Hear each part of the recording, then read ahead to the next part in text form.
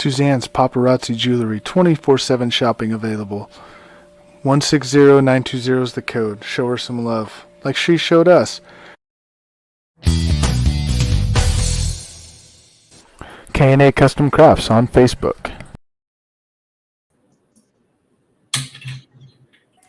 Hey, what's going on, everybody? Welcome to the Coast to Coast Entertainment Network. I am your moderator, Ace, and of course, tonight we are joined by none other than that man that we know as Trey. How's it going tonight, my man? It's going great. It's going great. It feels like the world is back to where it needs to be. Yankees are in the playoff picture. They won 7 straight. They swept the Boston Red Sox 1-9. We're back. I'm excited. Football is back. College starts next weekend. Mm-hmm. So everything's going back to form and back to where it needs to be. Everything's going great. I'm excited. I can't wait to get in this show. Oh, I'm so excited. Oh, yeah, absolutely. And then, of course, tonight we have 2 special guests. We're going to go ahead and we're going to start out with that man that we call Mr. Delusional 2.0 on any of his sports takes. We call him Mr. Isaiah Lang. How's it going tonight, my man?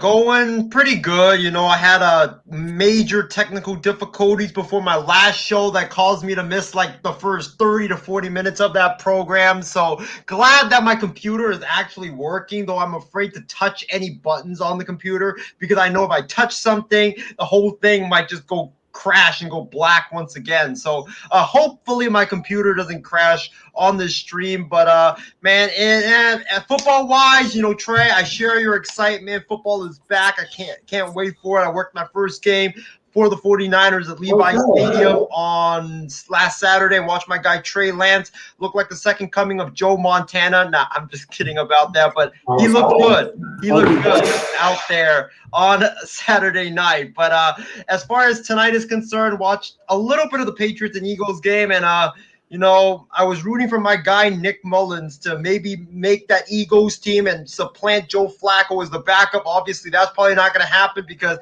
he stunk it up again tonight, going like 5 for like 14 for like 27 yards. Like, how do you go 5 of 14 for 27 yards and an interception? No sense whatsoever. And he's following up another performance where he went like 1 for 4 with 2 interceptions. Like, I don't know, man. Nick, maybe you should just call it a career and just coach instead. But happy to be on Speak Out tonight.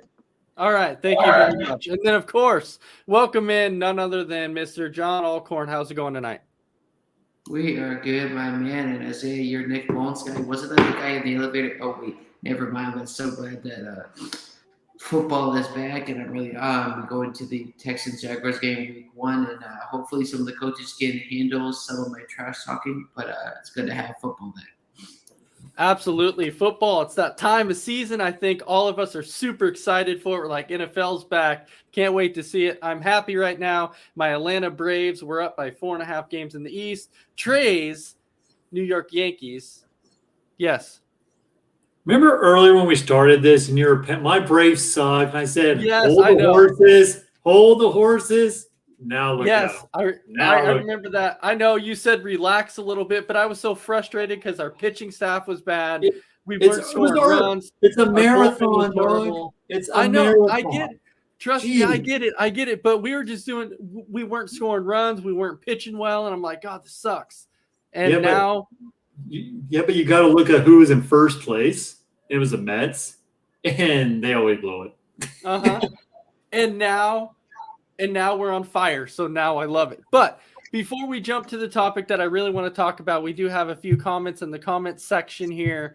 So Justin is saying, you know, Mac Jones, he balled out tonight. But that's yet another thing. Like I was trying to tell, you know, Isaiah here on MI6 on Monday, which Trey, I think you might feel the same way when people start talking about these rookies and preseason and talking about how they balled. It's preseason, bro. You're playing against backups and stuff. So I don't understand how people can get so excited about how they balled out in preseason. Yeah, you're right. I mean, they're playing against backups. People are probably just struggling trying to make a special teams roster, maybe even a backup to the starters. But they're not going to play. He's not going to be playing this type of defense. For God's sake, Philadelphia the Eagles defense is going to suck this year. Let's just be straight up honest with ourselves. Nothing good about them. Philadelphia's going to be the second worst team in the NFL this year. I'm sorry to say that they're going to be horrendous. So I wouldn't take anything. Oh yeah, Mac Jones probably looked good tonight. Whatever. Woohoo! Who freaking cares? Let's see how he does whenever he has to face the likeness of the Indianapolis Colts defense or the Chicago Bears defense. Stellar defenses who are going to be in your face and changing up coverages while the play is going on. So yeah, it's preseason. He's going to make the team, but I still don't think he's going to be. I still think he's going to be a bust, and I don't think he's ever going to. I don't think he should ever start in the NFL. Which actually brings us to our first topic of the night, which is simply when you look at week 1 for the New England Patriots, who do you guys have starting in week 1? Because people are saying, it's Cam Newton, but then people are saying right now that Mac Jones could potentially start. So Trey, I'll start out with you on this one. Tell me, who do you think is going to start in week 1? Is it going to be Cam? Is he going to start the whole year? Is Mac Jones going to take place, or what's going to happen? Cam Newton's going to be your starting quarterback, but he's going to be on a short leash. This is a make it or break it for Cam Newton year. I give him a little bit of pass from last year just because it was a new system. He had COVID. He was struggling after COVID. So now he has a whole another year under his playbook. But this is it for him. This is his final chance to be a starting quarterback in the league. He's going to be on a short leash. Bill Belichick, if they're not winning. Because let's just be straight up honest with ourselves. That offense is not going to win any games for y'all. For the New England Patriots. It's going to be all about the defense. Defense is going to be carrying, which I think is going to be stellar this year. They're getting all their players back because a lot of defensive starters didn't even play last year because they opted out because of COVID. That's how they're going to win games this year. The running attack, they don't have a number 1 wide receiver. I don't care what anyone says. There's no number 1 on that team. So I think it's going to be Cam Newton, but he's going to have to stay healthy. But I think he's going to be on a short leash because if he's not doing well, then I think the fans are going to – well, Bill Belichick doesn't care what the fans think. Bill Belichick's going to do what he's going to have to do. But there's going to be pressure to put Mac Jones in and see what he does early in the year. All right, well, welcome in, Casey King. How's it going tonight? I will get to your guys' comments in a few minutes in the comment section. But Isaiah, this one comes to you. Who is going to start in week 1? Is it going to be Cam? Is it going to be Mac Jones? Where's this going to lead? Well, first of all, let me say this. I think I found my long-lost brother, fellas, and that is Justin Bossman, who's making some absolutely tremendous comments out here in the comment section. Might have to, sign him to a 15-year contract on the MI6 Sports Network. But about your question, Ace, Cam Newton or Mac Jones week 1, even though Mac Jones has looked good here in preseason, I think Cam Newton has to be the starter, and here's why. I read something on Twitter the other day. I think it was Tom Pelissero who was following the Patriots training camp, and he was saying that, if you're Bill Belichick, you have Cam Newton, you have Mac Jones on your team right now. The smart decision would be to start Cam Newton, because if you start Mac Jones week 1 and you throw him into the fire and he struggles, he might be another Deshaun Watson or some of those failed top pick quarterbacks that they got thrown into the fire and they struggled and their confidence got completely shredded.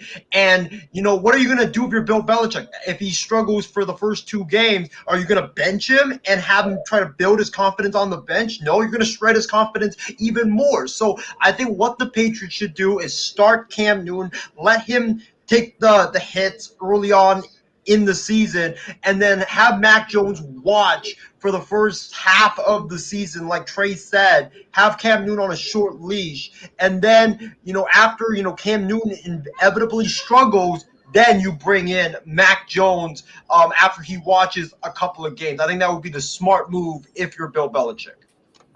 All right, so John, I'm going to come to you on this one. Who do you think starts in week 1? I agree with Trey here. This is the thing we teach our kids is to be patient. If you yes, rookie quarterbacks get better faster, But the fact of the matter is, Cam Newton's on a short leash, and there's already people that can he really be a starter in the NFL? And you already have that pressure along with Bill Belichick, who has a very high standard for his quarterbacks. Yes, he's had the same quarterback for a while, but it's Cam Newton's job to lose, not just in New England, but potentially for future starting jobs in the NFL, just because, again, the Belichick losing Mac Jones. Do I think he'll be that guy? I really don't know based off the track record of Alabama quarterbacks, but there's no way Mac Jones should start week one. Not because I'm saying, oh, he's the worst quarterback of all time. But this is proven when you put a rookie quarterback in too early, especially if who's the offense going to be tailored to? Is it Mac Jones or is it Cam Newton? Based on it being run heavy, it's probably going to be Cam Newton, even though it's his job to lose. So if that's the case, you definitely start Cam Newton week one. And I know Bill Belichick, even though if we don't like the Patriots, they'll make the right moves.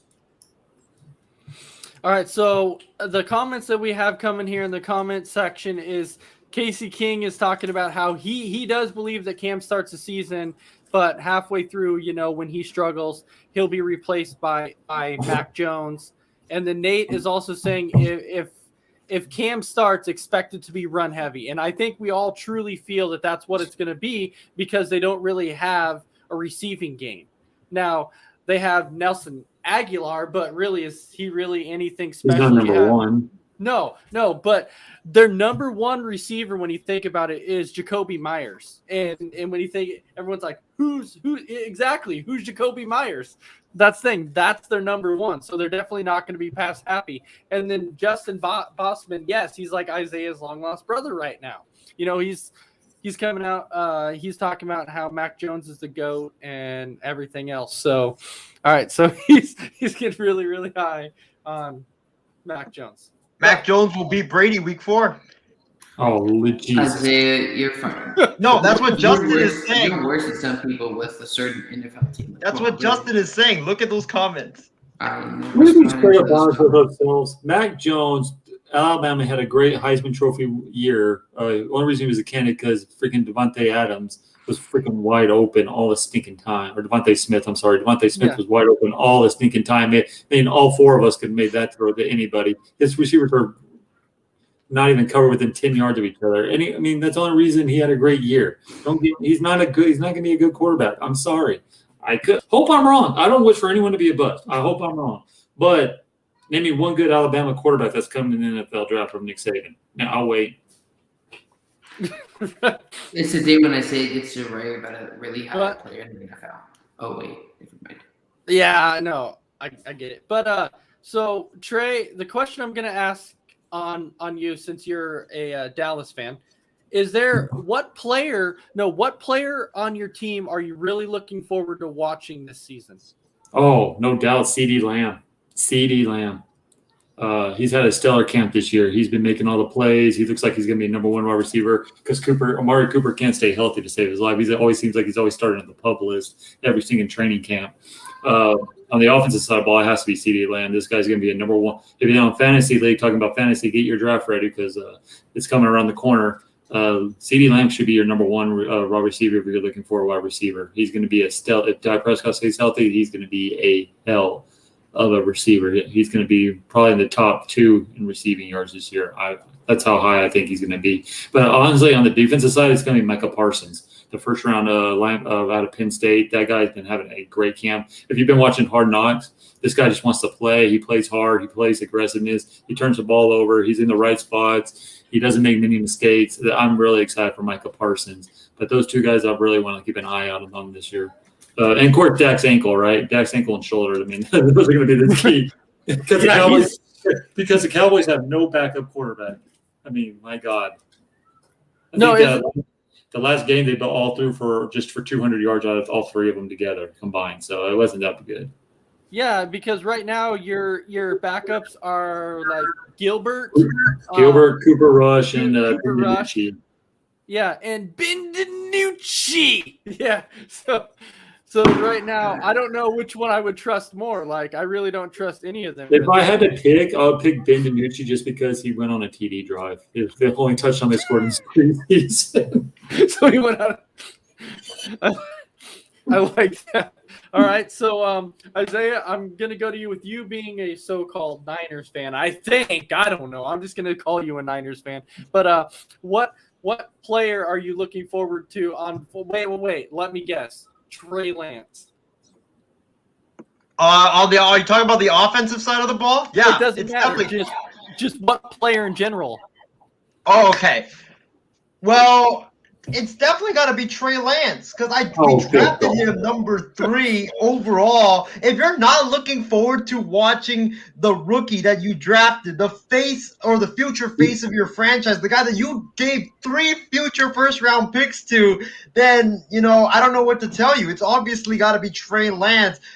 He's probably not going to start week 1. Who knows if he's even going to start this season because Jimmy Garoppolo probably will be playing, but it's got to be Trey Lance because you mortgaged your entire future for him. And if he doesn't turn out, goodbye Kyle Shanahan, goodbye John Lynch.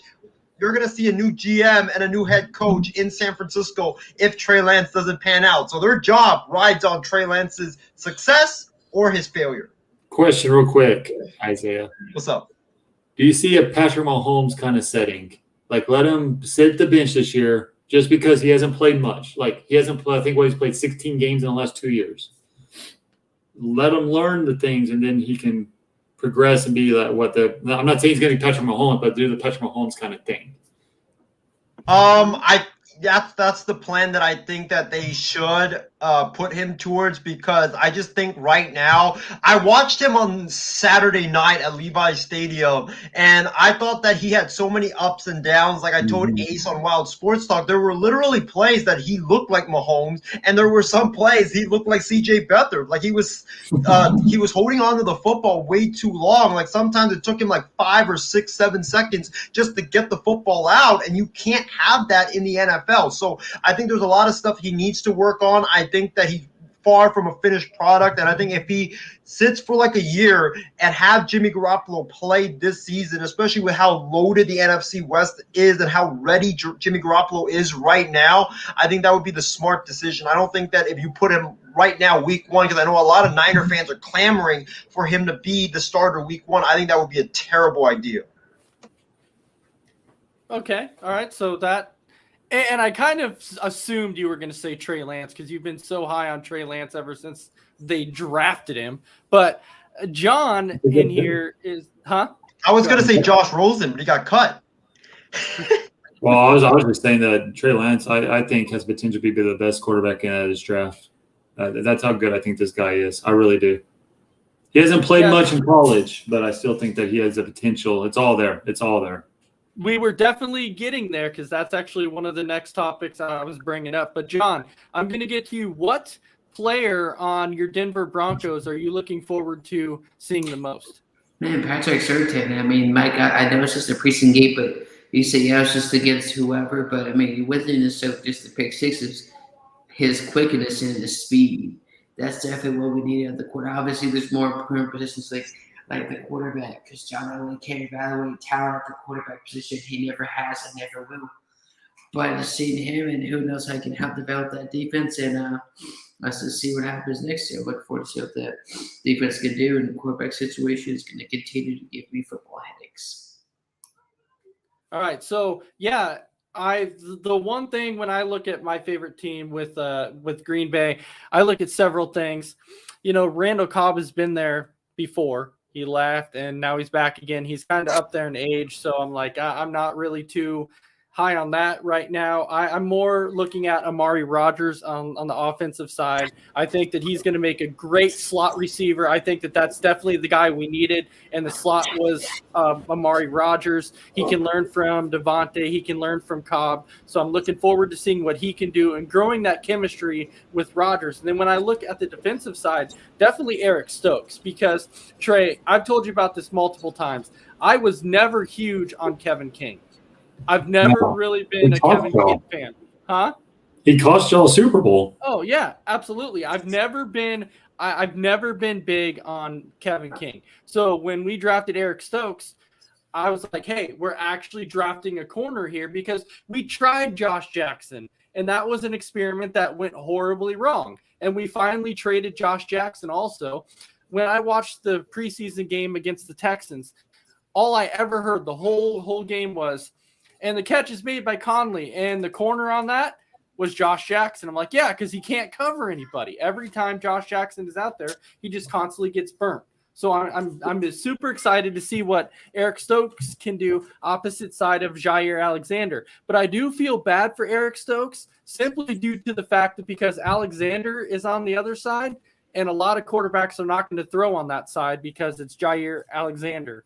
So Stokes is going to be getting a lot of passes thrown towards him. Oh, I will say this: y'all got a great pickup in Amari Rogers. That guy's going to be a great fit for Aaron Rodgers. He's going to fit that scheme perfectly. Put him in the slot. That guy's a true ball player. He's going to help your offense tremendously this year. They even have to worry about the Bucks. I don't think so, but it's going to help y'all a lot. Yeah, they even had him for some reason a few times in practices. They actually lined him up in the backfield. And I'm like, I don't like that, though. I think he doesn't need to line up in the backfield. But they are using him as a punt returner, too, as they should, because I think that he'd make a great punt returner also. But I don't know where Isaiah went off to. He'll probably be back up here anytime. But the topic that I was going to bring up, that I was going to talk about with the quarterbacks, you're saying to where Trey Lance could potentially end up being the best, quarterback out of this draft. I'm going to give you these 4 names, and you tell me who you guys feel has the higher upside. So, Trey, these are the 4 quarterbacks, and I'm going to start with you. We have Justin Fields, Mac Jones, Trey Lance, and Zach Wilson. Who do you has the most higher upside, and which one would you take out of those 4? So Justin Fields, who was it? Justin Fields, Zach Wilson, Mac Jones, and Trey Lance. I know I just said that Trey Lance has the potential to be the best quarterback out of this draft, but I'm telling you what I saw out of Justin Fields Monday night. I know it's preseason, but the way he was poised in the pocket and the way he was sipping that ball, I've seen a lot of Justin Fields. The guy's just a proven winner. He wins everywhere he goes. I think I think he has the highest potential. I think he's going to be probably behind Trevor. I don't know. Trevor Lawrence is going to be the best quarterback. I'm just going to straight up honest with you. That guy's a stud. That's the reason why he's number 1. But Justin Fields should have went number 2 overall, and I think he's going to prove it this year. He should start for the Chicago Bears because Andy Dalton's not going to give you nothing. Let's just be honest with ourselves. Zach Wilson is going to be a bust. I'm telling y'all that right now. Zach Wilson is going to be a bust. Just because he can throw the ball deep, big whoop-de-doo. He misses the air balls. He air mails it every freaking time on a lot of players. He's not accurate enough. I think he has a big ego. I don't think he's going to be worth the number 2, and plus he plays in New York. But Trey Lance it's going to be tough between those 3, Trevor Lawrence, Justin Fields, and Trey Lance. I think all 3 of them got a great quarterback. I think they're all happy with who they got. I think that they're all going to be studs, but I think, in my opinion, I think Justin Fields should have been number 2, and there's a reason why. If you watch the Chicago Bears play on the preseason, I know it's preseason, but still, the way he was poised in the pocket and everything, I think that he's going to have the higher up ceiling.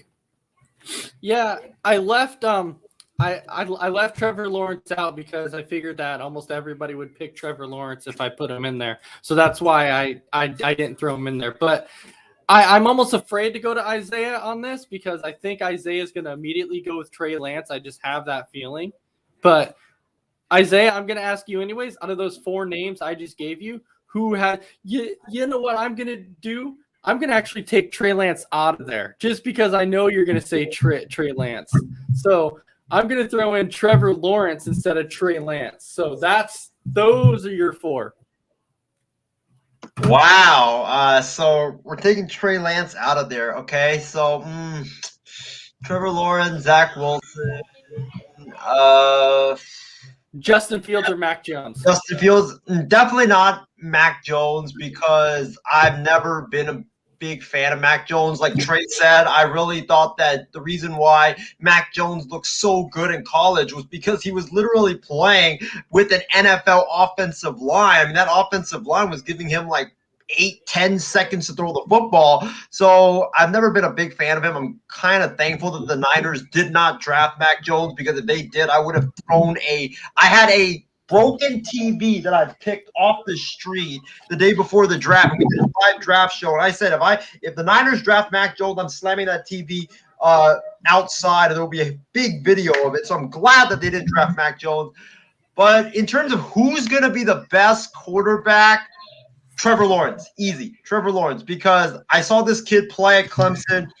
He looked really good. He can sling it in the pocket. He's got great mobility. He's got great agility as well. Plus, he's playing under two offensive coaches that are really good quarterback developers. You look at Brian Schottenheimer and also Darrell Bevell, who coached Russell Wilson. So they know how to develop a young quarterback and make him successful.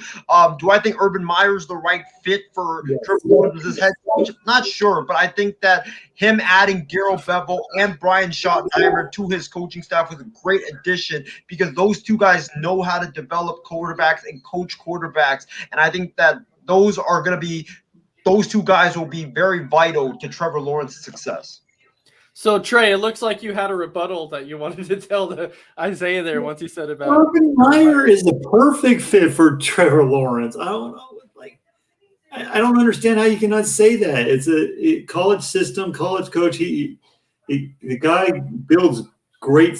He's a great offensive mind coach, and like you said, with those two other coaches, it's a three-headed monster. And so he's in a great spot. I don't understand whatever, Isaiah, whatever, Skip Bayless. I'm not arguing. I know John. Well, the reason why I say it though is because I don't know if Urban Meyer will 2 years down the line after all the losing, have another health issue and then resign. So that's the only reason why. I do agree with you though that he is a good fit to coach the Jaguars, but I hope that he can last more than 2 years. Losing season. How many games do you have Jacksonville winning this year? I honestly have them making the playoffs as a wild card. So wow. Exactly, Trey. How do you think I feel with Isaiah? Like, imagine if some of the people that I've talked to, imagine if Chris or Carson Palmer came on and be like, did Isaiah really just say that?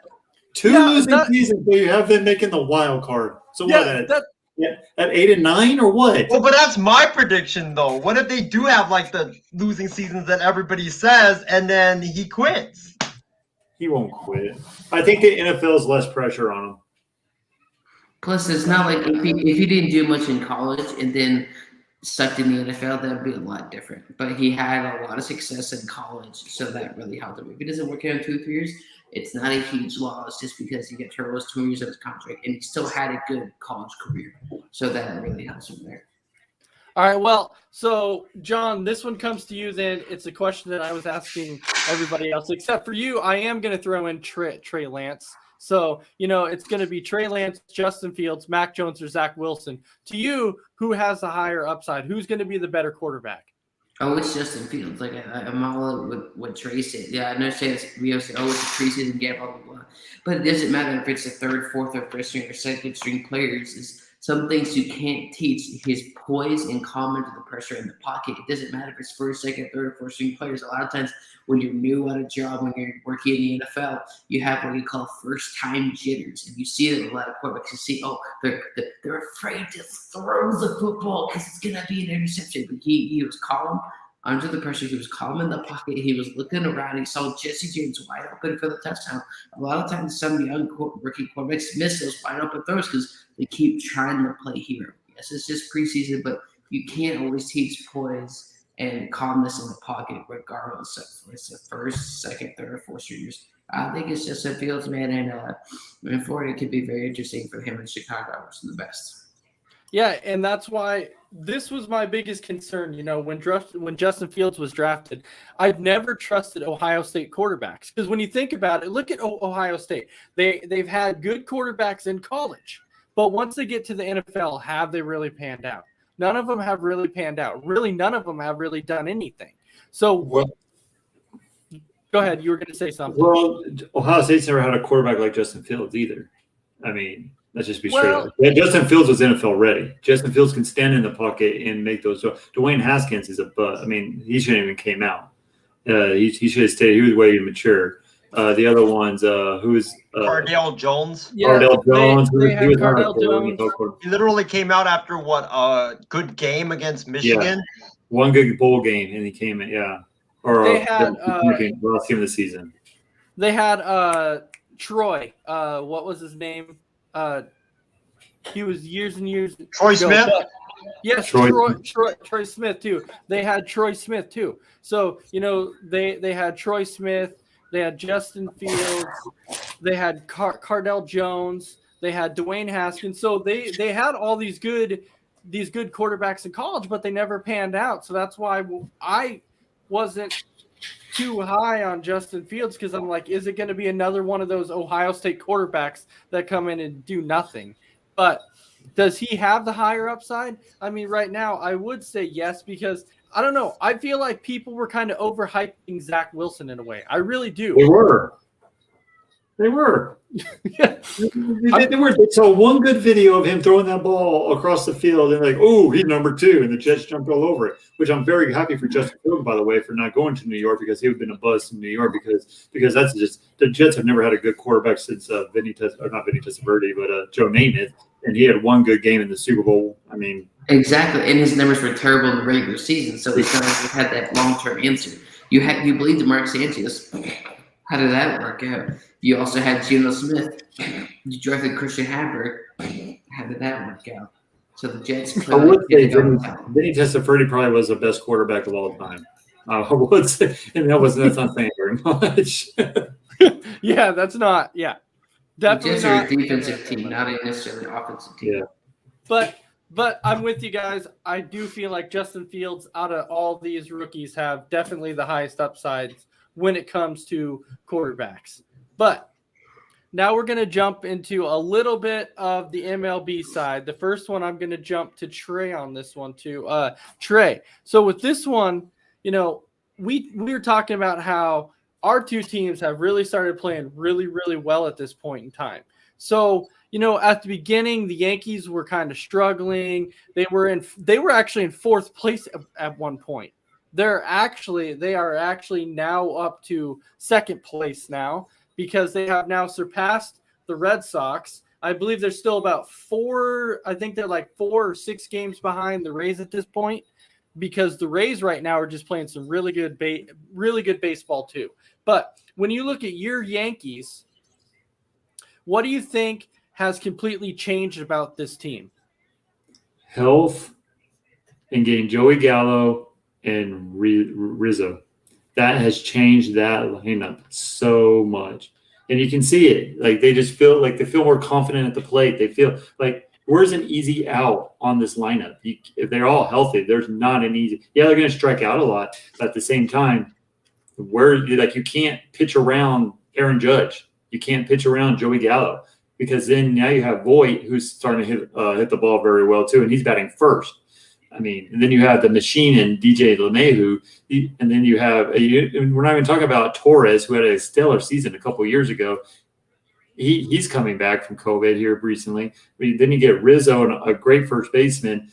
They're so stacked right now, and hitting, you cannot pitch around. And then you have Velasquez, this guy, a Bronx kid who's come out of nowhere and basically won 2 games for the Yankees this last series against the Boston Red Sox. So I think it's just getting the COVID thing out of the way, and I think Boston struggling a little bit helped them mightily, because they were 10 games back and 3 weeks ago, and now they're overtaken, like you said, and they are 5 games behind the Rays, which I still think they can catch the Rays if they get lucky enough, but the Rays are playing stellar ball. I hate the Rays because I don't understand how they're good every year, because they don't have the salary cap the Yankees do. I know you hate the salary cap, Ace, but I hate it. I I hate know it. you hate it, but honestly, I think that's what it is. There's no easy, and I just feel like they're playing with more. And their pitching has turned around mightily. I mean, the only weakness that I see is Chapman. Chapman is not himself right now, and they don't have a real star closer. And the bullpen almost gives up games every now and then. But I think that adding Rizzo and Gallo helped this team mightily, because now you can't pitch around anybody, and I think it's helped the confidence level with the whole 1 through 9 in that lineup. So good luck trying to get an easy out on this team, because there is none. Everyone 1 through 9 can be an all-star at any time. So we have a few comments that are rolling in here. Casey King is saying, Red Sox are tanking, and I think Yanks will end up with one of the wild cards. Right now, the Red Sox have been absolutely tanking. They have been horrible as of late. They have completely just taken a nosedive. Well, I think the Red Sox have come back down to earth because no one picked the Red Sox to do very well this year. Everyone thought they were going to be dead last in the division. And they started out hot. I mean, stinking. And I tell everyone this every single year in baseball. I'd rather start hot. I'd rather start cold and then get hot right after the All-Star break and move on and that's where you get your mojo in the postseason. But I will say this, too. What scares me about the Yankees lineup is power doesn't win in the playoffs. Pitching does. And they can't have Garrett Cole out there every single night. They need another that new guy that they just picked up who had 3 starts, Jill. This guy, 3 straight starts, no earned runs. Left-handers can't hit him. If he continues the way he's playing, then they have their 1-2 punch, and then you can throw in Montgomery. Oh, Yankees are going to be now. What I hate about it is that wild card game. I hate because the Yankees have played in a couple of them. The one and done. Because one team can just get lucky one night, and that's what I hate. I hate that one and done. I wish it was the best out of 3 or something like that, but. That's why I'm hoping we catch the Rays, but the Rays, they're just playing lights out. But, man, I knew the Yankees could get hot. I didn't think they would get this hot at this fast. I thought they would get the second wild card, so I thought the A's would come back down there. But I didn't think the Boston Red Sox would go back this horrible so fast. Yeah, man, they're just on a downhill spiral. And then, of course, so Christy Wilson is saying Yankees boo. And Brandon Herrera, you have to mention Will Smith again, man. That freaking – the Will Smith thing, that drives me crazy, which I will get into that once I get to the Atlanta Braves part. I will get Brandon, to that. Brandon, how do your Twins do tonight, buddy? Just as well as the Timberwolves lesson. Oh, wait. Never mind. And Christy Wilson is actually saying the Red Sox tanking has me baffled. That's what she's saying. But I guess in a way, yes and no, but nobody expected them to be this good anyway. So exactly. now so now I think it's just kind of coming back down now. But Isaiah, I have to give you crap on this one. With you being the Phillies fan, you were coming out and telling me, yeah, your Braves can enjoy that one game lead for so long. And guess what? You guys just got swept by the Diamondbacks. You're now 4.5 games behind. So let me ask you this. What is going wrong with your Philadelphia Phillies, huh? The last time I was on this show, I believe, was with Callan, like a couple of months ago. And on my final thoughts, there's a clip there somewhere on YouTube. But I remember asking Ace on my final thoughts, Ace, how about my Philadelphia Phillies, huh? After the Phillies had taken, I think it was, they either swept the Braves or they took 2 out of 3, one of those two. But I shouldn't have opened my mouth because that has come back to bite me in the butt because now the Phillies, who I thought that after they swept the Mets and got a 2-game lead over in the division, and with the Braves losing Acuna and losing all those guys that they've lost and the Mets struggling mightily like they are right now, I thought the Phillies, honestly, were going to cakewalk to the division title. I really did. And I don't understand this team, man. Like, this team baffles me so much. It's like we're Jekyll and Hyde. I mean, you play your best ball against good competition like the Mets, and then you come back and you lose 3 or 4 to the Cincinnati Reds after you swept the Mets, and then you get swept by the Arizona Diamondbacks, a team that's like 40 games under 500. So I really don't understand. Bryce Harper right now, he's hitting like he shouldn't even belong in the minor leagues, let alone the major leagues. JT Realmuto was 0 for 4 today with like 4 strikeouts. He cost his team a couple of runs by not being able to block the ball in the dirt. The pitching has been stellar. It's just that the Phillies offense has gone cold at the very wrong time. Like guys like Didi Gregorius that you paid a lot of money to, Bryce Harper, JT Realmuto, Gene Segura, even Alec Boehm, who had a fantastic rookie season. They're just not hitting at the moment. And it's like, you're going cold at the wrong time of the season. This is supposed to be the time of the season where you just turned it around. You got the division lead. You're supposed to have that momentum carry over. And the Philadelphia Phillies decided to give all that momentum away. So Christy Wilson is coming out saying that Bryce Harper jinxed. That's what I was fixing to say. That's what exactly what I was fixing to say. Yeah. Curse the Phillies, not Bryce Harper. That was just an added bonus. No, it's definitely Bryce Harper. No matter where Bryce Harper goes, those teams are jinxed. Like they are completely and utterly jinxed. Think about it. He was with the Nationals since he came out of college, and the Nationals never won a World Series, and then the year after he left, the Nationals won it. So I'm telling you, Bryce Harper is a jinx. No matter where this guy goes, his teams are not going to win a World Series. It is baffling to me, like complete and utterly crazy how much of a curse this guy is. But speaking of stats in general, okay, so this is where it comes to the Atlanta Braves that I was talking about. What's gone better for us? Well, pretty much everything at this point. Our hitting is better. Our bullpen is better, except for two tiny things right now that I need Atlanta to take care of right now. Number one is this guy named Josh Tomlin. Okay, this is ridiculous, dude. Josh Tomlin is freaking ridiculous. I don't understand how this dude has a 6.89 ERA and he's still in our bullpen. It's freaking ridiculous. In his last 3 outings, he's allowed 11 freaking runs from our bullpen. 11 runs. This guy has pitched in 34 games and he's allowed 37 runs. And he's pitched in 34 games. He's averaging allowing 1 freaking run every time he's out. This guy has got to go. I don't understand how they continue to roll out. The other day we had a lead against the Miami Marlins. It was an 11-3 lead. And I'm like, at bottom of the ninth, and I'm like, okay, cool. We have an 8-run lead.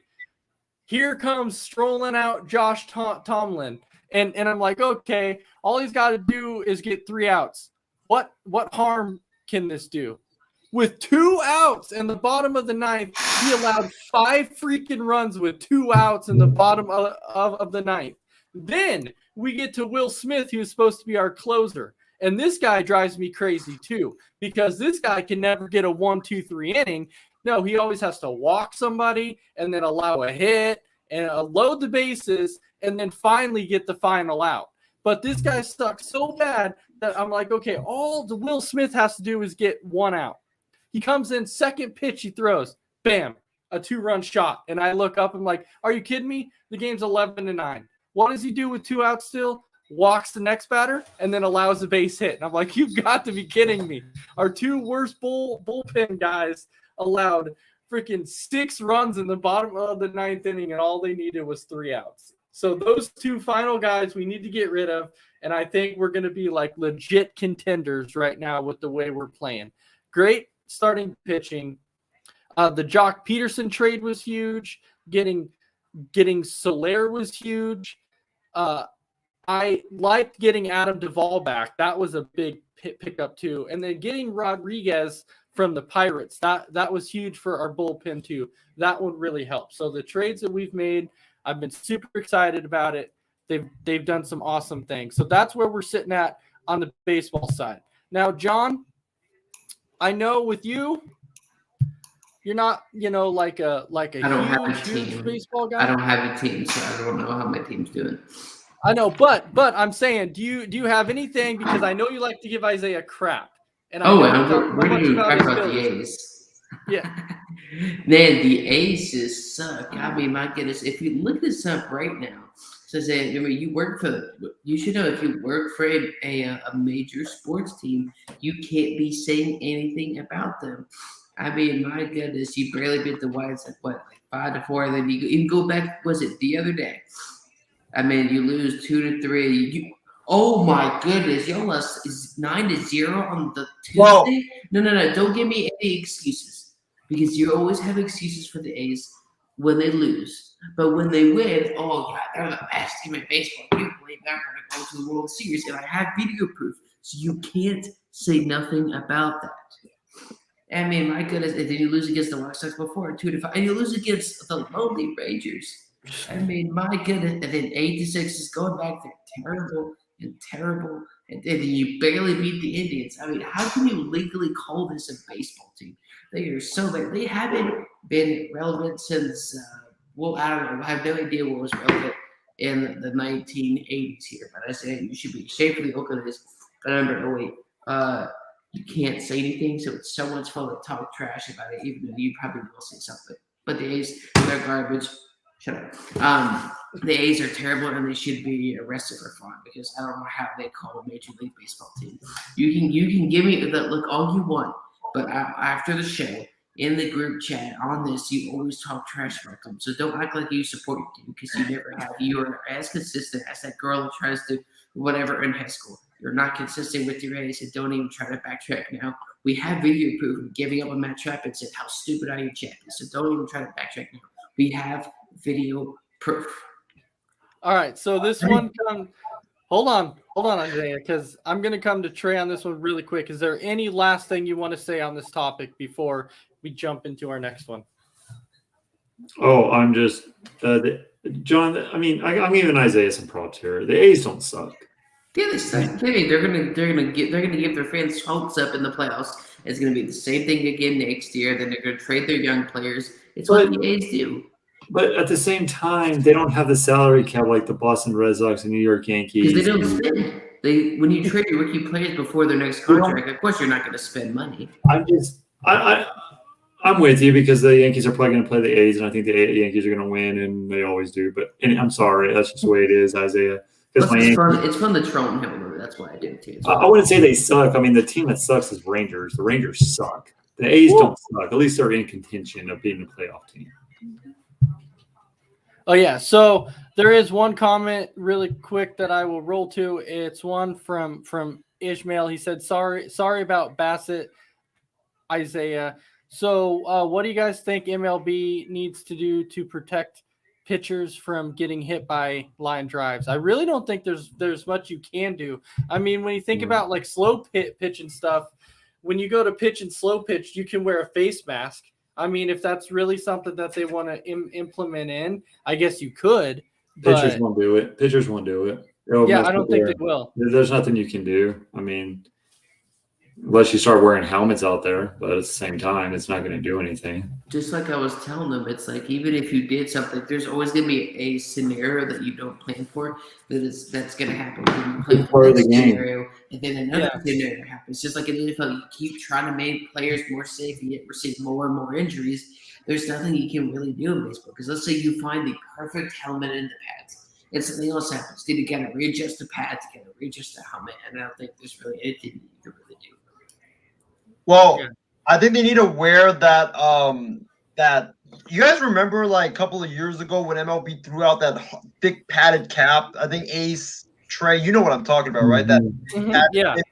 I think that that would be a good start because if you hit, like, let's say you hit the pitcher in the head, right, and you're wearing that thick padded cap, the impact won't be as bad as right now when you're wearing like a typical baseball cap that everybody wears. Like those things, you get hit in the head, like you're screwed. But if you wear like a cap with thicker padding, I think that could help because it could help alleviate some of the impact it has on the head. Maybe, but I just think right now I'm with you on this, Trey. I just don't think the pitchers are going to do it. I just don't think that I just don't think the pitchers are going to want to because they can come out and say it's going to impair their vision when they're pitching. And if balls hit back to them, it's going to impair them from seeing a line drive that's coming back at them to try and make plays. So I just don't envision the pitchers actually going for it. I think they're going to say no because it's part of the game. And I think that's what they're going to end up saying in the end is I think that's truly how the pitchers are going to feel about it. So Trey, I don't know if you feel the same way about that that's why the pitchers would say no. But pitchers are all about routine, and then we put something new on them, and you're exactly right. They're going to say they're going to impair their vision. They can't see right. It doesn't fit right. They don't feel comfortable on the mound. I mean, it sucks what happens when you get hit by a pitch, but honestly, how doesn't happen that much. I mean, that's just it. They're pretty good at getting out of the way and protecting themselves but it did suck what happened to that ace pitcher, and I hope he's feeling better. I know he only got a broken cheek, so thank God on that. It could have been a lot worse. But yeah, if you hit it right in the head, but pitchers are going to be tough guys. They're not going to do this like stuff. They want to keep the same routine. You saw how good we went with this sticky stuff, and how horrible, and how that it changed the game on that, and how frustrated everyone is with that, with the checking them every time they come in and out. And pitchers are all about routine, and they don't want to change that with the helmet, with the changing of a hat. Yeah, it's pretty much a double-edged sword, because like if you don't make them wear anything, they can get it, like they're gonna get hit in the head. It's inevitable because line drives are always coming back up the middle. But if you make them wear it, they're just gonna get pissed because like you said, pitchers are all about routine. So I don't even know, like no easy way to solve this problem. no, there's really not. But now we're gonna roll into our last two comments. So now we're gonna jump away from MLB. And now we're going to hit our last two comments that I know are going to make Trey very, very happy. And we're going to hit just our last two ones are going to be on the NBA. And I'm going to save the best one for last, Trey, because I want you to go off on your little rant on that one. So I'm going to save that one for last. But number one, Trey, and I'm bringing this up because I know we recently talked about this. We actually talked about this last week on Speak Out when James Gonzalez was on. You talked about Patrick Beverly, and you talked about how the Clippers needed to trade him. So they trade him to Memphis, and then Memphis trades him to the Timberwolves. So what do you think about this? I think it's going to be a scenario where they're just trying to get Patrick Beverly out of the league. They throw him up all the way up north and just try to get rid of him out of the league. Because let's just be straight up honest. Patrick Beverly's a freaking bully and a narcissist and a jackass. I'm telling you that. I can't stand the guy. He's all talk. He's all, well, what do you tell the Warriors or Steph Curry? The next 5 years are mine. Okay. Like, whatever. Sure. And then that play at the end with pushing Chris Paul. Chris Paul didn't even say anything to him. Yeah, Chris Paul gives you that little smirk that he does. But at the same time, you just push. He's a sore loser. He's a dirty player. I'm going to say it. I understand where he's coming from because that's how he got in the league, right? Because he went overseas, and that's the way he plays with the emotion and stuff like that. But sometimes you got to check yourself, and you just got to be. Besides, his defense has gone downhill. He can't shoot the ball very well. Yeah, he can make a three every now and then. Blind Squirrel finds a nut every now and then too. So I think it's just the way that you're going to see Patrick Beverly go. He's going to start jumping from team to team, and he's going to be like. He's going to have like one of those good games like, oh, Patrick Beverly plays on this team. So I forgot he was still in the league. So I think that's all it is. Just ship him up to Minnesota. Brandon Herrera can love this guy and think he's the next coming of Jesus Christ because he's a Minnesota Timberwolves and he plays great defense. But I'm happy he's gone from the Clippers. I don't think the Clippers wanted him.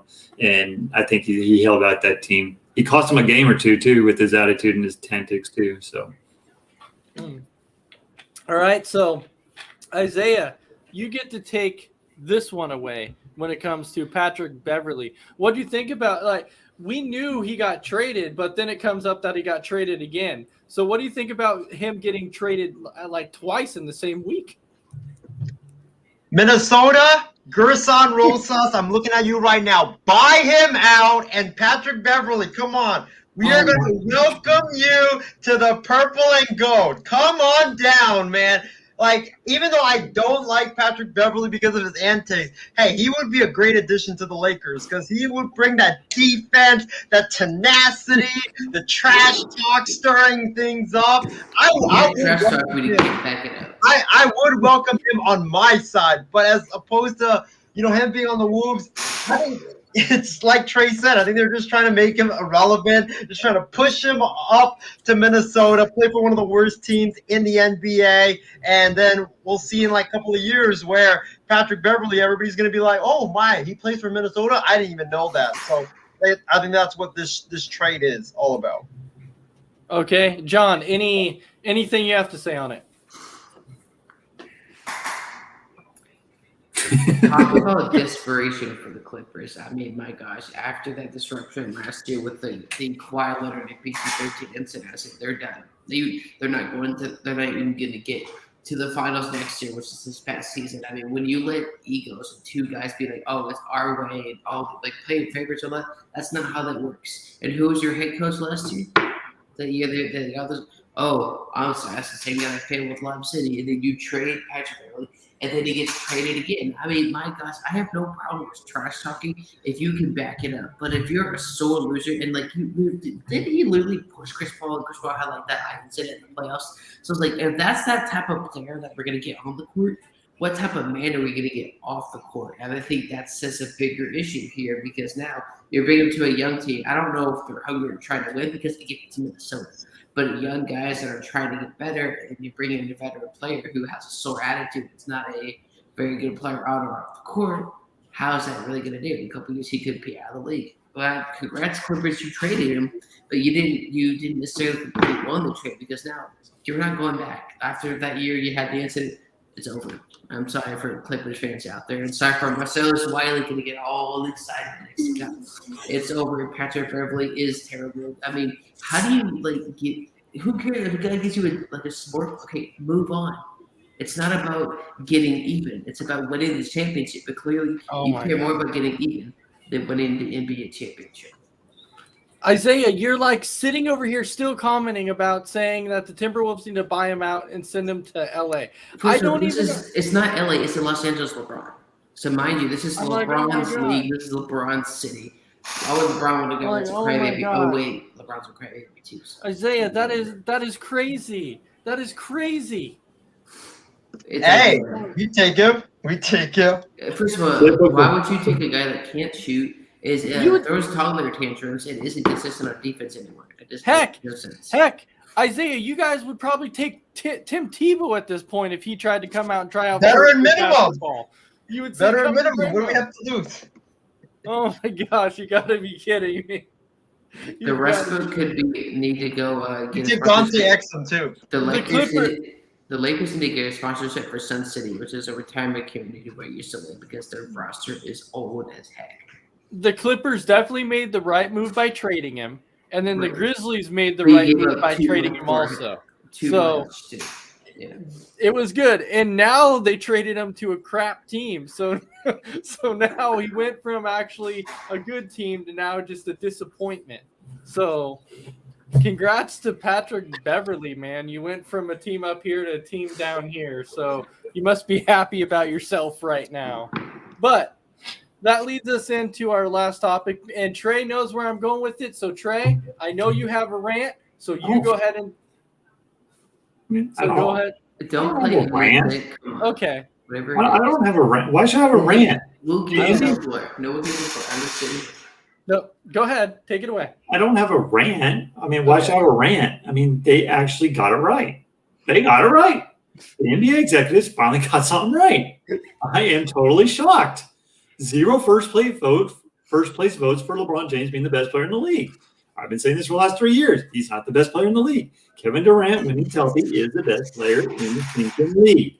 I'm telling you, this guy goes 7 foot, or no one can ask LeBron James how it went whenever he tried to guard him. Oh, I just pull from 3 and shoot over your face. LeBron James is going into his 18th year. Father Time is undefeated. LeBron James is not the same player that he used to be. In fact, he was never even the greatest player of all time. And then he comes out and says, he has a comments like, oh, you're doubting me, blah, blah, blah. Yeah, we're doubting you because you're old and you're slow and you're going to get injured and you're not the same LeBron. KD is now the best. Well, yeah, I'll take KD over Giannis, but Giannis and KD are the 2 top players in the NBA. And the KD, every time LeBron and KD go at each other, KD gets the best out of them. I mean, three after three. He scores over 30 points a game. KD's defense has improved better than LeBron. LeBron doesn't play defense at all anymore. LeBron James is a turnover machine in a lot of games now. He tries too hard. It's everyone else's fault but LeBron James. LeBron James is a crybaby. Even the Toon Squad didn't even like LeBron James. He's probably not even the best player on the Toon Squad. I think it was who's that girl, Bunny? What's her name? Lola. Yeah, her. She was the best player on the team. That Gurney. She was pretty good. I must say, she was pretty good. Yeah, she was. And then, of course, we put the GOAT comparison away because in Space Jam, Michael Jordan didn't miss a shot and LeBron James missed one shot. I mean, I'm just saying. I'm just saying. LeBron James, I mean, the great LeBron James, the GOAT. And if LeBron James is so stinking good and is the best player in the world, why does he need Russell Westbrook? Why does he need Anthony Davis? Why does he need all these players? Why does he need a super studded team? Why does he need to bring his best friend in? I don't know. LeBron, I mean, he's just not the best. Okay, I'll give it to LeBron. He is not the best player in the world. Everyone goes through this. Kobe Bryant at his late age. Yes, Kobe was still good, but he wasn't the best player in the world. It was somehow LeBron James, but that's what it does. But LeBron James is just getting old, guys. And some people at the other network, we're not going to name networks here, but some people at the other networks I cannot stand keep saying that, oh, you're questioning LeBron James' greatness and how great he is and how he father time. This is the great LeBron James. What did he do in the playoffs last year? He settled. He's a freak train. He cannot drive it to the rim anymore. He gets tired fast. There's excuse after excuse for LeBron James. KD does not make excuses. KD goes out and he proved to the world, if you watch the Olympics, how he's the greatest shooter in the world and the greatest player in the world, passing the ball, making other people better, playing defense, blocking shots. He should be on the all defensive team if he stays healthy this year. KD is your best player in the world. LeBron James needs to shut his freaking mouth and stop whining. You need to pass the torch. It's over. Your time's done. You're only going to win 3 rounds. Sorry, Isaiah, they're not winning the ring this year. It's going to be the Brooklyn Nets. Your team's too stinking old. I don't care what anyone says. Brooklyn Nets is good. I don't even care if Kyrie's healthy or not. If James Harden, KD stay healthy, they're winning the championship. No ifs, ands, or buts about it. Sorry. Bye, LeBron. No more LeBron talk. I'm tired of this. Every time I turn on my Facebook, oh, LeBron this, LeBron that. Get over yourself, LeBron. You're old. Get out of the league. Everyone's tired of you. Bye-bye. Exactly. It's either LeBron friendly or you're having to ask the hard questions. That's exactly what I told Brad. We were talking about Brian Philly. It's either, oh, you're a LeBron, let's say LeBron fan, or you're not. He had his time. It was great. Now it's time to move on. You give it to somebody else. People act like that LeBron is he does this and oh my gosh, he's the greatest. Yes, he had his time. I believe he was the greatest player on the planet at that time. Not all time, but at that time. But it's over. Move on. Lakers aren't winning it next year, Isaiah. So just might as well get the therapy session paperwork ready. And you know what sucks about this? I was a Laker fan. Until LeBron James got there, until free agency. I was a Laker fan. I was a Kobe Bryant guy. But I can't bring myself to liking LeBron James. Every time I try, he does something. He flops. He does. And I'm just getting tired of this motion that, oh, LeBron could play in the 90s and 80s. No, he couldn't.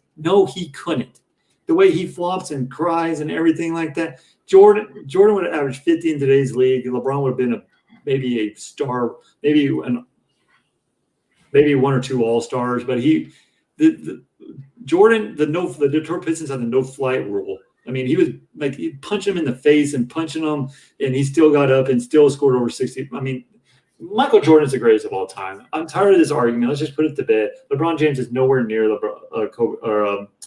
Michael Jordan. LeBron James is the biggest flopper, biggest crybaby, the biggest whiner, and he's 6'9", 280 pounds. It's a big old muscle, but yeah, he cries and whines more than Daffy Duck and Looney Tunes. So whatever. I'm tired of him. But this is my problem too. Is like when I look at this, I feel like LeBron James cares too much about what people think. He does. Because he came out and said, "Oh, I got zero first place votes." Well, I'll tell you what, that just lit a fire under me. I'm going to prove them. You know what? Why do you care about what people think? If you're so great, go out and show them without having to come out and make a statement. You don't have to make a statement. Just come out and be like, okay, that's fine. I'll go out and play. That's fine. Well, you don't have to make a statement about it. I Isaiah. don't think it's just LeBron though that's doing this. Honestly, this is just our generation now. You talk about Crybaby generation, yes. yeah, Yes. basketball, football, baseball. You look like every day it seems like you KD read this off the internet and he has to respond or he has to post something on Instagram. He's sensitive. He's very Yeah, sensitive. Didn't him and Michael Rappaport get into it? Like, Yes. It's honestly just like now everybody cares about what other people say about them, whether it's football, basketball, baseball, and they just have to take it and be like, oh yeah, you said this about me, and I gotta bring it up after we won a championship, gotta bring it up and say, oh, look at you haters. I think even Tom Brady did some like video, right, about when he won the Super Bowl. He was like, oh, these guys were saying I'm done and this and that. Like, this is honestly just our generation now. It's just everybody just cares too much about what everybody else says. I will say this though. There is one player in the younger millennial generation that doesn't care what anyone says, and he went out and did it. It's Giannis Antetokounmpo. That guy doesn't care. He plays the game the right way. That guy, he doesn't care what people think. He doesn't trash talk. He doesn't cry. He just goes out and does it. I mean, he could have easily took the easy way out, and he wanted to win a championship. Say what you want to. Yes, all the injuries this year in basketball, but yet there's injuries in basketball. His team stayed healthy. He came back from I didn't think he was ever going to walk again. He didn't care what people think. He's just the nicest guy in the world. And then I will say another thing going to Isaiah's point. It is a crybaby generation because, Russell was through popcorn, and he threw a biggest hissy fit in the world, like it's gonna hurt you. Oh my God, you got butter on your stuff. You're gonna go take a shower anyway. Give me a break. How is that assault? I'm just sick of it. When you look at the older generation or whatever, there's certain guys who went out and just did it and just didn't care what anybody thought, whether it was NBA, NFL, or whatever. Because you have somebody like Peyton Manning who never really came out and made a statement about that he cared about what anybody thought. He just came out and just played the game. You have a guy like Brett Favre who just played the game. He just wanted to go out and have fun. None of those guys cared what anybody thought. Well, they played it for the fun of the game. Social media back then. That's exactly what I was going to say. Yeah, social media really helps a negative ego, and that's the one thing I could hear for sure. You already have scams on Instagram and social media. It just makes their so-called fans or supporters kind of help that inflated ego and that kind of, because if you had that back then, I think it wouldn't have been as bad as now, but I definitely think but at the same time, John, though, you don't have to read this. You don't have to be on social media. You don't have to read this. You don't have to, but they feel like they have to. But that's a problem. They don't have to be on social media. There's a lot of athletes that are not on social media that don't want to read comments. Kobe Bryant loved being on social media because he had the Michael Jordan effect, right? Like, he used anything to motivate him. Mm-hmm. That's a different breed. These other guys like KD, and I love KD, the Texas boy and everything like that. They're just too. These athletes coming out are too sensitive, and they're not using it as motivation, and they take everything to heart, and it's just trash talking. Yeah, there are some fans that do go out of the way and say crap that shouldn't be said, but at the same time, these players got us like. They're on the court and they're trash talking the fans, but the fans trash talk back, but yet they want their fans kicked out because of what they're saying. Like, you know what I mean? It's not right. I mean, it's hypocritical. It is very hypocritical. It's just right now, that's kind of the biggest problem in sports now, is that they care about what people think. They're too stuck on that because they're like, oh, my look towards the fans are the biggest things, and if my fans say I suck and that I can't do it, well, guess what? I got to put a response out there and say, this is driving me. I'm going to show you what drive me to all the haters. Why say it? Just go out there and do it. Just go out there and do it. Just prove it. Prove that you still have it. Prove that you can still win. That's what you need to do. You don't need to come out and make a statement about it. Just go out and just do it. Who cares what anybody thinks? For me, that's the crazy thing about LeBron. Is, to me, in my opinion, he has nothing else left to prove. He's already a first ballot Hall of Famer. Maybe a question or whatever, but 4 championships. And so he has nothing else left to prove. So why would you be trying to prove something when you already have it beyond a Hall of Fame resume?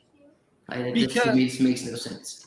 Because he's the one guy that I've always said likes the attention. He thrives on the attention. That's what he wants. And so now, it's AD and Russell Westbrook there, but he still has to get the attention towards him. Which So is he's what gotta a do child something. does too. So he's got to do something to get the attention towards him. He's That's an what he attention wants. seeker. He always wants the attention on him. If someone else does something, he goes right to Twitter and says something, or goes to the media and says he's an attention seeker, and that's one reason I cannot stand. Just stay in your lane, bro. Stay in your lane. Let other people have the spotlight. Your All time has come and gone. You had a great 18 years. Let Giannis and KD have a little turn. Whatever. But they did get it right. The They zero did. votes, They got it totally they right. got it right. And I They know got it. Isaiah would probably say no. Are you going to say No, no? I would say yes. Look, I'm not like one of those Laker fans that are like, defending LeBron at all costs. In fact, I'm one of them that said after his first season with the Lakers, I said if the Phoenix Suns came on here and offered me Devin Booker for LeBron straight up, I'd do it, because LeBron was like, at 35 at that time. Devin Booker, you have that huge window. That's the only way I would that's the only reason why I would do it. It's not because Devin Booker's better than LeBron or anything like that. But I'm a Laker fan. I'm not here to just, defend LeBron at all costs. In fact, I would criticize LeBron anytime he flops or he doesn't play defense. I remember that play where Kyle Kuzma literally had to push him to play defense. That was embarrassing. But, yeah, I mean, LeBron, 0 votes. Maybe could have gotten 1 or 2. I don't know. Why? What did he do last year to prove that he's the best player in the world? You see him in the playoffs against the Phoenix whenever they He was terrible. He was terrible. Exactly. So why do you think another age of LeBron James on those legs is going to be the best player in the world? Give me a freaking break. No. LeBron, everyone went through this. Kobe went through this. Shaq went through this. Michael Jordan went through this. I mean, I'm just saying, everyone goes through this. It's your turn. Father Time is undefeated, and he's catching up to LeBron James. You can see it in his game right now. But I do agree, he's not the best player on the planet. No. Right now. No, He's the definitely best not. player on the planet on Pluto, though. Steph Curry should have got a vote. I'll tell you that. Oh, yeah, definitely. But that brings us to our final thoughts for the night. So, Trey, I'll start out with you on this. What is your final thoughts for tonight on anything? So any type of wrap-up you want to say. Oh, fantasy football's coming up. Make sure you get your drafts in order. I think we have one Saturday. I don't know when our draft is, but Ours is on Saturday. okay, Saturday. I don't know what time yet. Stay tuned for that. You're gonna lose anyways. It's okay. No. So make sure that you get your leagues. Make sure you listen to all these. Listen to us, because we know everything about fantasy football, because we're Speak Out and we know everything coast to coast, and MIA6. We're just awesome. So just make sure you're listening to us every Thursday night, because we'll give you all the draft details and everything like that. So make sure you're listening. I mean, that's all. I mean, I'm just happy football's back, and LeBron James didn't get no votes. So it's like Christmas right now. So LeBron is the best player in football's back, man. Oh man, it should happen every year. So Isaiah has a fan here. This person just came out and said that the Asian Skip Bayless is the GOAT. So Justin, I'm sending over that contract right now for you to join the MI6 Sports Network. You'll receive it in the fax machine in a bit. Fax machine. This is not 1985. Yeah, what the heck? how is he the GOAT? He didn't make any good points, man. Justin. All right, He's so worse than his A's in the playoffs. Oh wait. Man. So- This is my long lost brother. So Isaiah, any final thoughts for you? Yeah, I want to thank the fans first off for tuning into the program tonight. It was a really good show. I also want to say, make sure you guys tune in, both MI6 and Coast to Coast. Tune in on Tuesday, August 24th. We're going to have Jake Fisher, the Bleacher Report national NBA insider, the guy that first broke the whole Russell Westbrook to the Lakers trade story. Make sure you tune in for that. You don't want to miss that. We're going to be talking, Russell Westbrook trade, Lakers, how all that went down, plus winners and losers of free agency. So make sure you guys tune in for that. It's going to be a great interview on Tuesday at 8 p.m. Eastern time, 5 p.m. on the West Coast. But, my final thought is that I have a very, very big problem with those folks at ESPN. I love ESPN First Take, and you're going to take Max Kellerman He's off. overrated. Max Kellerman is the worst. He knows no football. You're taking Max Kellerman off the show to have a Stephen A. Smith-centric show where he's going to be debating various guests from the network. Give me a break. That show, which was already not that good without Skip Bayless, but Max Kellerman actually made it kind of competent. But now you're going to have like the guys like Kendrick Perkins, Jay Williams, Rachel Nichols, all those people. Please, what are you doing, ESPN? This show is going to go down the crapshoot. It's going to be terrible without Kellerman. I'm not saying Kellerman is the best, but I'm saying I would rather watch Max Kellerman on First Take than watch Perkins or, any of those other guys debate Stephen A. Smith. Please, no. Keep Max Kellerman on there, or heck, go after Skip Bayless and try to lure him from Fox. Please. That's not Do gonna not happen. remove Max I Kellerman. mean, guarantee you I can get Rusevich in a tap, but that's not gonna happen. All right. Well, going away from that now, John, your final thoughts. Isaiah Max Kellerman knows nothing about football, so I don't miss him. Bye. But no, I'm really glad that football is back. I mean, man, it feels like every year the off season, like last year for like 6 months, but now this year for like 20 years. So really glad that football is back, and hopefully we have good news coming soon. So we'll see.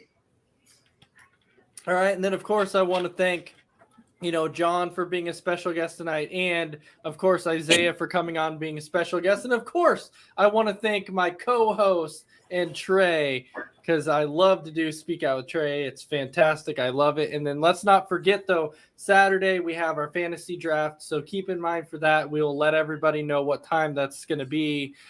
And it's going to be a lot of fun watching that. It'll probably be a Sports Minute special. So instead of running Sports Minute, it'll probably be our fantasy draft. And then Isaiah, I'm telling you, don't forget, Monday, I'm coming for you on Wild Sports Talk. I'm coming for you. You can't run.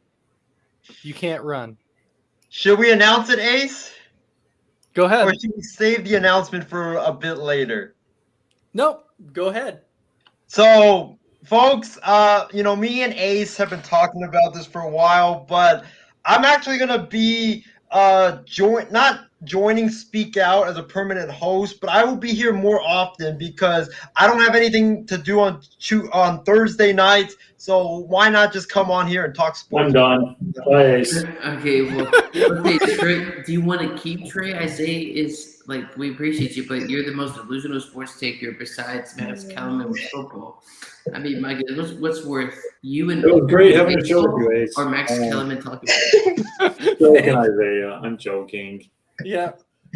Yeah, he's just joking. All right. Well, anyway, so we want to thank all of our viewers for watching, and I hope everybody has a fantastic night. And you will see us Saturday for our next round of fantasy football. So have a great night.